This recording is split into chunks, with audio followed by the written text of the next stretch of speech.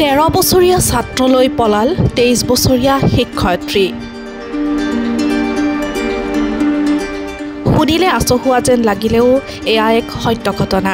ঘটনাটো সংঘটিত হৈছে গুজৰাটৰ চুৰাট জিলাত। মানৱ সমাজক লজ্জাজনক কৰা এক ঘটনা। এগৰাকী ছাত্ৰক লৈ পলাই গ'ল এগৰাকী শিক্ষয়িত্ৰী। এই ঘটনাই শিক্ষক সমাজক লজ্জানত কৰাৰ লগতে গুৰু শিষ্যৰ সম্পৰ্কত আঘাত হানিছে। বিবাহপাশত আবদ্ধ হোৱাৰ উদ্দেশ্যে এগৰাকী শিক্ষয়িত্ৰীয়ে নিজে পঢ়ুৱা এজন ছাত্ৰৰ লগত পলাই গ'ল। ছাত্ৰজনৰ পিতৃৰ অভিযোগ অনুসৰি গুজৰাট ৰাজস্থানৰ চামলাজি সীমান্তৰ পৰা আৰক্ষীয়ে দুয়োকে ইতিমধ্যে আটক কৰিছে। আচৰিত হ'বলগীয়া কথাটো হ'ল শিক্ষয়িত্ৰীগৰাকী আছিল 5 মাহৰ গৰ্ভৱতী।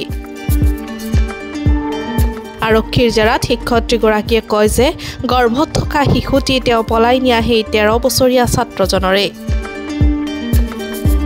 অৱশ্যে এই কথা নিশ্চিত কৰিবৰ বাবে আৰক্ষীয়ে DNA পৰীক্ষা কৰিছে। ছাত্ৰজনৰ পিতৃয়ে এজাহাৰত উল্লেখ কৰিছে যে শিক্ষয়িত্ৰীগৰাকীয়ে ছাত্ৰজনক অপহৰণ কৰিছে।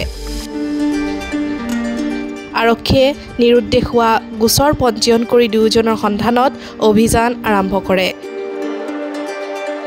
আৰাৱল্লী জিলাৰ গুজৰাট ৰাজস্থানৰ শ্যামলাজি সীমান্তৰ পৰা আৰক্ষীয়ে আটক কৰিছে দুয়োকে। ইয়াৰ পাছতে আৰক্ষীয়ে দুয়োকে চুৰাটলৈ লৈ যায়। আৰক্ষীয়ে মহিলা শিক্ষয়িত্ৰীগৰাকীৰ বিৰুদ্ধে গোচৰ ৰুজু কৰিছে। ছাত্ৰজনৰ পিতৃয়ে আৰক্ষীক এজাহাৰ দাখিল কৰাৰ লগে লগে পোহৰলৈ আহিছে এই সমগ্ৰ বিষয়টো।